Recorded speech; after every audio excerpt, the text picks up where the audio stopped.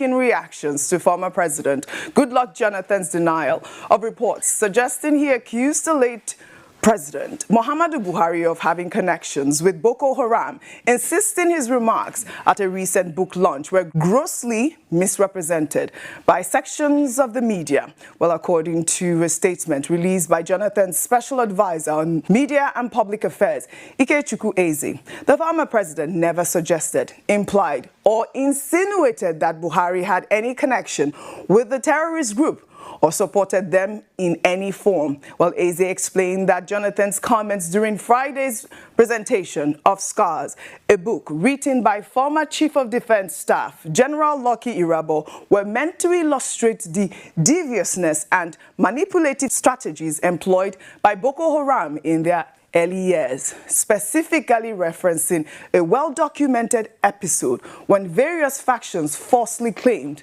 to represent the terrorist group and invoked names of prominent Nigerians as possible mediators without their knowledge or consent. Well, let's take a listen to the former president. Because we tried different options. I don't need to give a sermon. It will look as if I am trying to defend my own government. That will come up later when we will document, we'll write our books. But I believe we took different options, set different committees. We tried our best within that 5 years that I was there. I believe late Buhari too must have tried his best, because one of the committees we set up then, the Boko Haram nominated Buhari to lead their team to negotiate with government. So I was feeling that, if they nominated Buhari to represent them and have a discussions with the government committee, then when Buhari took over, it could have been an easy way to negotiate with them, and they would have handed over their guns, but it was still there till today. Well, before Jonathan's clarification, former Buhari spokesman Garba Shehu had dismissed the original claim as false and politically motivated, pointing out that Buhari himself was a target of Boko Haram attacks, including a July 2014 bombing in Kaduna that killed at least 82 people shortly after he left a location. The controversy has also drawn attention to Jonathan's tenure from 2010 to 2015, when Boko Haram significantly escalated attacks, including the April 2014 abduction of 276 schoolgirls from Chibok. Well, let me take a portion of Garba Shehu's tweet. And Garba Shehu wrote in part, well, Boko Haram did not nominate Buhari as their mediator to be president in 2027. Goodluck Jonathan should look for another story to tell Nigerians. We are compelled to make a response to a terrible statement made on the late President Muhammadu Buhari by his predecessor in office, President Goodluck Ebele Jonathan, to the effect that Boko Haram had nominated him to represent them in a dialogue with government. If this is a campaign statement towards his bid for the presidency in 2027, we want to say to him that, Mr. Jonathan, you are making a false start. Well, I'll take a reaction to this tweet, and this is from Sam Pestro, who wrote, Mr. Garba Shehu, your statement comes across as carrying some bitterness towards His Excellency Goodluck Jonathan. He never said the late Buhari accepted. He only stated that he was nominated. Whatever is behind this bitterness, I sincerely pray you find peace. Here are the facts to confirm that Jonathan was indeed right in his statement. And he pulled up, newspaper clippings from the Vanguard, where they wrote Boko Haram names Buhari, 5 others as mediators. Another excerpt there says Buhari once appointed mediator by Boko Haram, doing nothing to rescue abducted schoolgirls. I believe this was an excerpt about 4 years ago. Before I come to you guys, in the same vein, presidential spokesman Bayo Ononuga over the weekend slammed U.S. Senator Ted Cruz over allegations that Nigerian officials are facing the mass killing of Christians by Islamist jihadists, describing the claim as malicious, contrived lies against the country. According to Ononuga's statement posted on X, Nigeria does not have a religious war, and terrorists operating in the country kill without discrimination based on faith.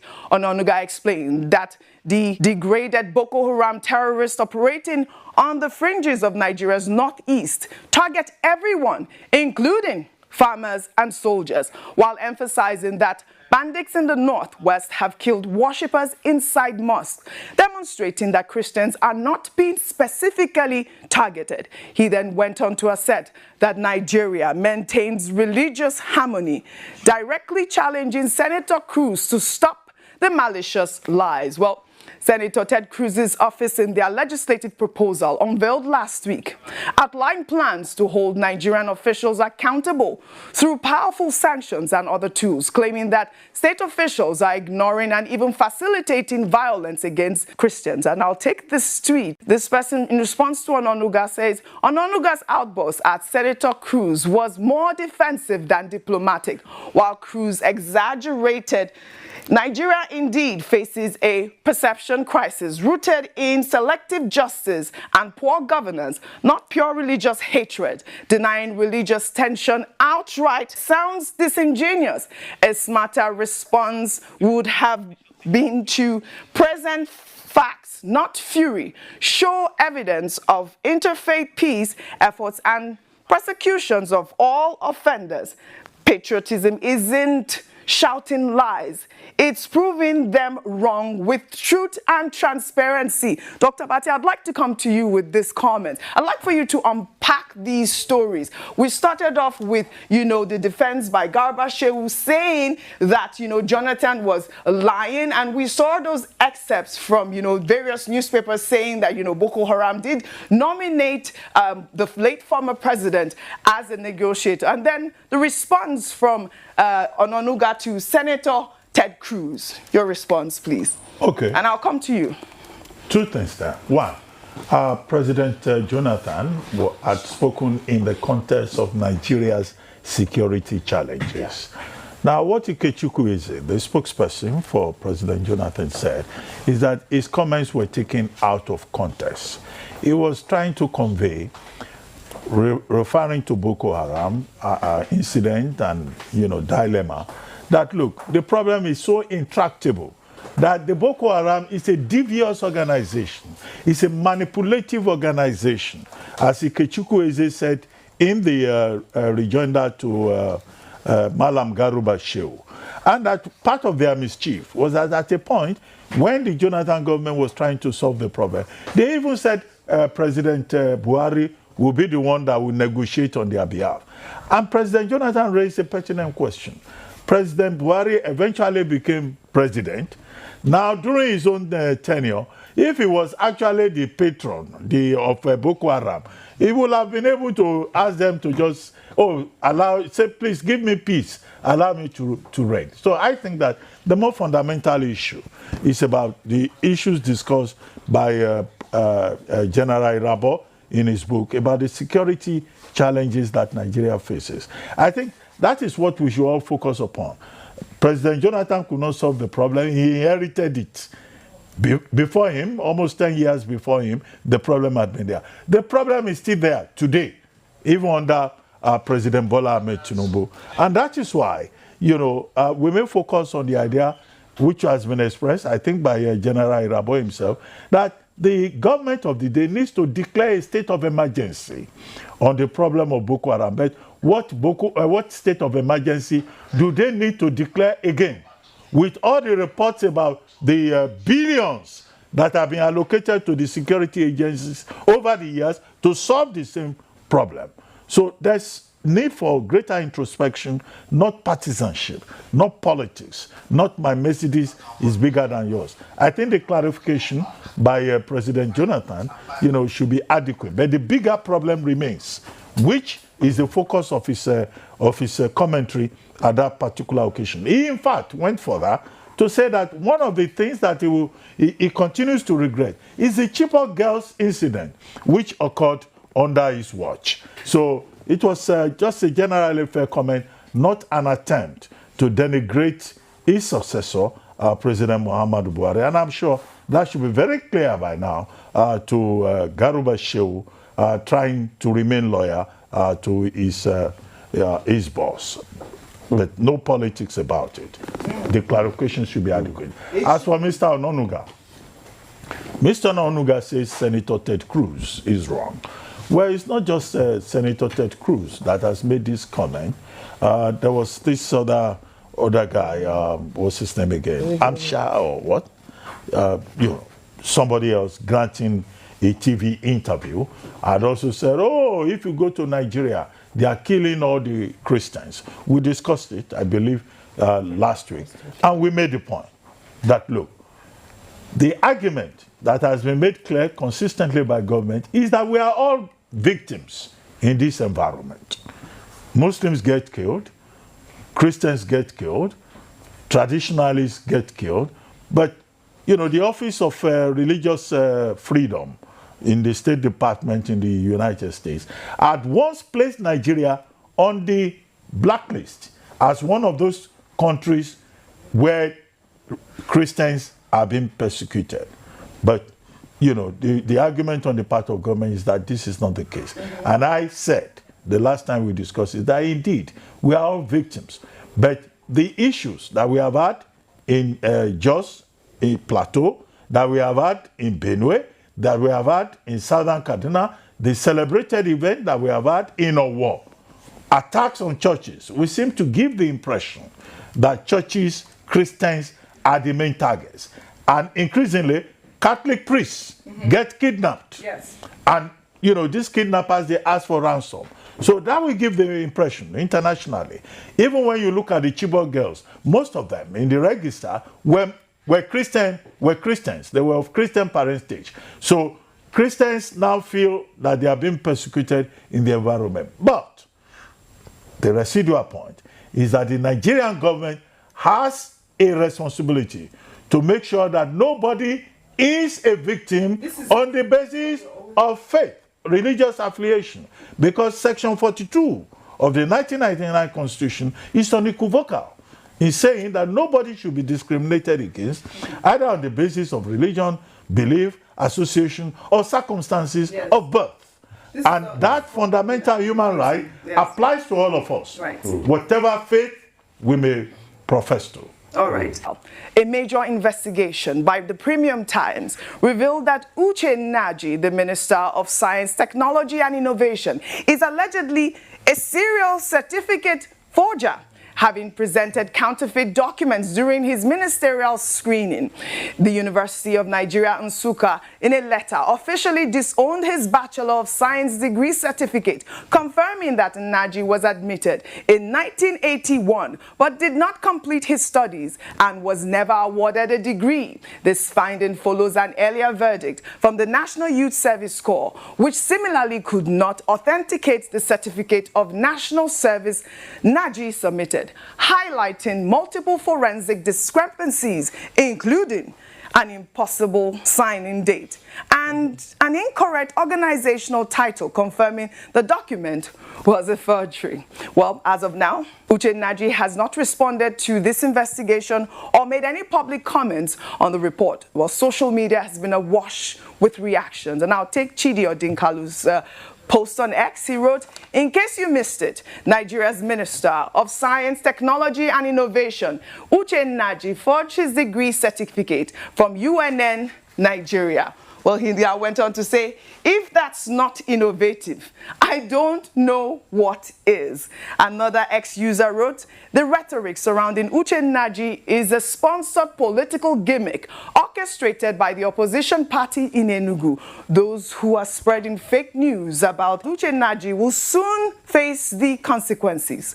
That's the same honorable minister whom the PDP Enugu said he didn't graduate from UNN. We have seen this story, Rufy on fire, circulating. It went on fire all weekend after that Premium Times report. I don't know what your thoughts are. We've seen this person here posting a picture of Uche Naji, allegedly in the university, but the university, according to Premium Times, is saying that he did not graduate. You see, political actors will always talk. And you know why they talk? Because we have a culture of corruption. Uche Naji, in court deposition that was released by Premium Times, was the one himself that said that he did not finish from that school. So, you see, it's part of the corruption system. You can bring out a booklet that shows the fact that he was part of graduating set. But the vice chancellor was the one that confirmed, because, Oji, do not forget, that a letter was first written by People's Gazette, where the registrar said, oh, truly he went to the school. But that registrar in another public complaints commission in deposition said that was not true. So it was in the deposition that he talked about, court deposition forwarded by Premium Times, that he said that he did not finish from the school. So you see, we have a system. But the bigger question we should ask is, didn't those in President Tinubu's cabinet verify this? That's why it's a shame on President Tinubu's government. Because only recently President Tinubu was saying all the civil servants that have forged certificates, they should be found out. Yeah. So you can see what is coming. So it's a government of a lot of forgery as we speak today. And you wonder, where the security agent, the National Assembly, did it pass through? How did it pass through? This was the same face that they stopped El-Rufai from. They said they had security threats. But they never saw the case of forgery. So that's the politics in the country. Secondly, as regards Garba Shehu, Oji, why I was saying I want to talk about it, I have empirical facts. Garba Shehu did write a piece on November 14, 2012, where he said not accepting to negotiate with Boko Haram could hurt Buhari by Garba Shehu. So what is he saying today? I commend him. He's very loyal. That even in death, he will defend Tinubu, Buhari. But you see, all of this is just political calisthenics. They just want to attack Goodluck Jonathan. And I don't think it was even right for Goodluck Jonathan's rep to have responded, because it was just all political lies Garba Shehu was talking. He now further said there was a faction of Boko Haram that was being used by some politicians that asked Buhari to represent them. The question we should ask is, has Boko Haram also to be politicized? But this was you here in this article defending and saying Buhari should have listened to the clarion call of patriotism and nationalism to be able to support the government and take up that position. So what is he saying? You should respond to this fact first. Right. As regards Ononuga, you see, the truth is, that's why I keep telling Nigerians, let's be wary of right-wing nationalism. It's not even about Ted Cruz. There's a particular group called Open Door, a Christian nationalist group that's been pushing this idea that genocide is happening against Christians, which is a very sad one. See, it all happens to all of us. The insecurity in this country affects all of us. Be you Christian, be you Muslim. Yes, like Dr. Abati highlighted, they've been selected case of church attack and the likes. But we need to remember that it happens to all of us. So it's groups like Open Door. Bill Meyer, what Bill Meyer quoted was a report from Open Door. And that's why we keep talking about right-wing nationalism, Christian nationalism in America, that it's only Christians, we know we should support anything against Christians, we should fight them, we want our country back. All of this narrative is not good. But for people like Mr. Ononuga, in as much as I like how he's defending Nigeria, responding to my friend and colleague, Mr. Karoli Komolafe here, that was saying America does not have a right to tell us. You watched the show yesterday? Yes, I watched it. I caught it on Sunday morning. With due respect, Mr. Komolafe, they have the right to prognose in our matter. As long as last year they gave over $789 million in aid, and you collected their aid money, they have the rights to prognose in your matter. If you truly want to be sovereign, remove their aid, don't collect it. All right. A nation where the EU is funding most of the presidents around your elections, you say they don't have the right to talk? If you can collect the money, they like to. And that's why our leaders should do better for us, so that we stop relying on this frivolous bill. When the earthquake happened, France tried to give aid to Morocco. The king of Morocco said no. That's a nation that stands tall for its own. All right. Well, all right.